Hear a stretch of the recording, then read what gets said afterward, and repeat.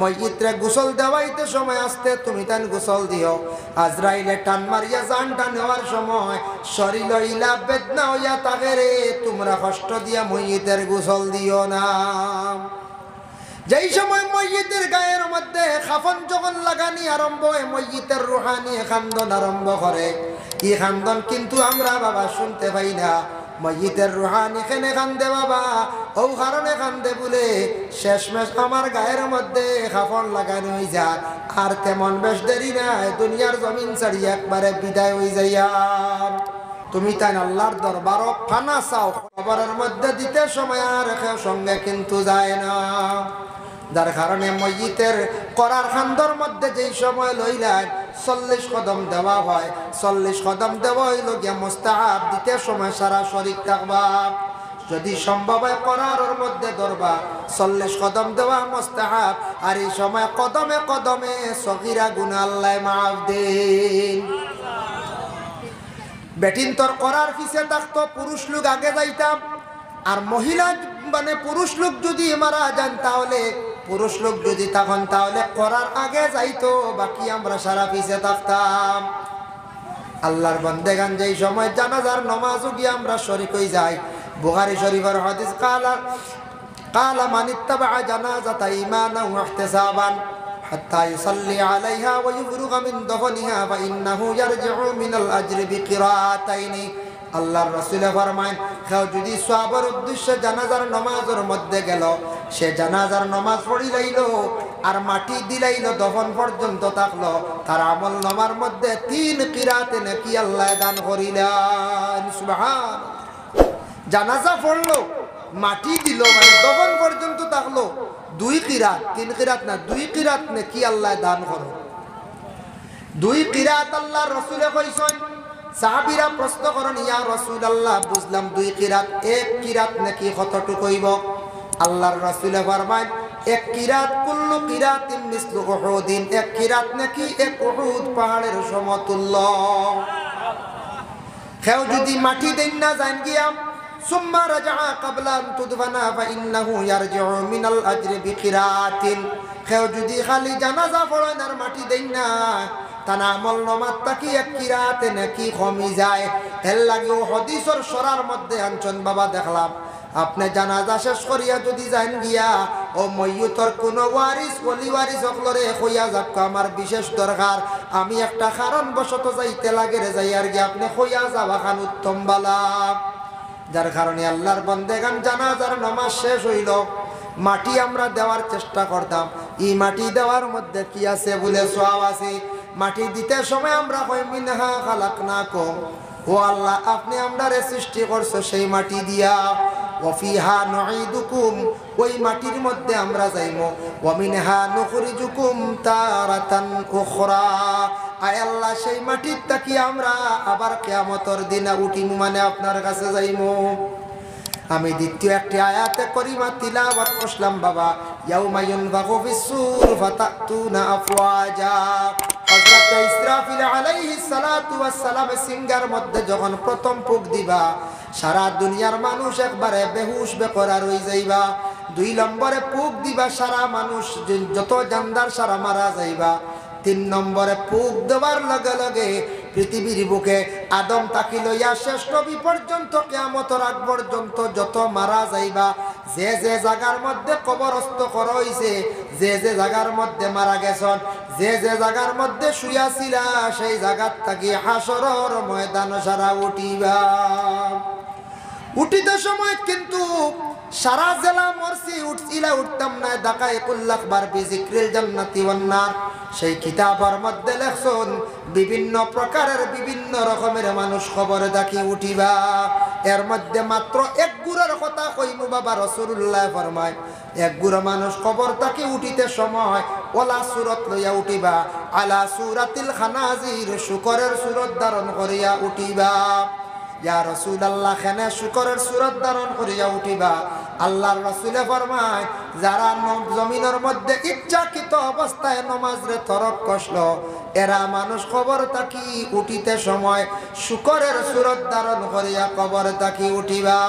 আল্লাহ পাক রব্বুল আলামিন আমরারে দয়া করিয়া মৌতর কথা আমরা স্মরণ করতাম, ভালো দিন বালা রাইত আমরার মৌত হইত। আল্লাহ আমদার অ্যাক্সিডেন্ট মৌত থাকি আল্লাহ আমদারে পানা দিত, সবে হোক আল্লাহুম্মা আমিন। কিন্তু রুহটা বাহির হইয়া গেছে, এই রুহটা আর দুনিয়ার জমিনে ঘুরিয়া আসতো নাই। ও গোসল দেওয়াইবার সময় তুমি তাই প্রতিবেশী অকল থাকিয়া নিজের মানুষে আগে গোসল দেওয়ার চেষ্টা করিও। বাবা মারা গেছো না ওলাদরে গোসল দেও, মা মারা গেছন মেয়ে সন্তান তোমাদের মায়ের গোসল তুমি তাই দেও। আমরার দেশ হয়তো এরা কোনো মানুষ পাওয়া যায় বাবা মরলে মা মরলে গোসল দেওয়া যায় না, মনোহরণ মুর্দা দড়ি লাইব হই না হয় থাকতে পারে ডরাই, মানুষ মরিয়ালে ডরাই। ইয়া আল্লাহ, মানুষ মরলে ডরাইতে হবে, মানুষ মরলে আর ডর নাই। এন তো বিদায় হয়ে গেছে, সন্তানের কবরও রাখতে হয়। আমরা কই না গোসল দিতা খাওয়া যায় না, রাইত দেখা হল দিতা পারো, কিছু মানছে ওলা ডরায়। সীতা লঙ্ঘ কিরে কয় আদম গাছে তা করে ফঙ্কি, আদম ডালে বাসা, পঙ্কিরে দেখিবার লাগি মনে বড় আশা রে, সুজন ফঙ্কি বন্ধুরে। দেখিতাম দেখিতাম করি কপালে নাই লেখা, খাস করি মিন্নতি করি একবার দেও দেখারে, সুজন ফঙ্কি বন্ধুরে। আদম গাছে তা করে ফঙ্কি দি মুরা দেয়া থাকছে। আদমর ভিতরে যে রূহ যেটা আছে, জান যেটা আছে, এটা আদমর ভিতরে তাকে বাহিরিয়া যাওয়ার পরে সেই রূহটা কোনোদিন আর দুনিয়ার জমিনও ঘুরিয়ার আসতো নাই। এই পঙ্কি দি মুরা দেয়া থাকছে গে জান, জানডে দেখবার লাগে জীবনে বহুত চেষ্টা করলাম বাবা, জানটা কিন্তু দেখা সম্ভব হইল না। তাই আমরা প্রত্যেকের ভিতরে রূহ আছে, জানটা আছে, কিন্তু জান কোনোদিন দেখা সম্ভব হইছে না। হইছে নি বলছি? জি না। ফঙ্কি দেখবার লাগি বহুত আশা, কিন্তু জীবনে ফঙ্কি দেখা হইল না।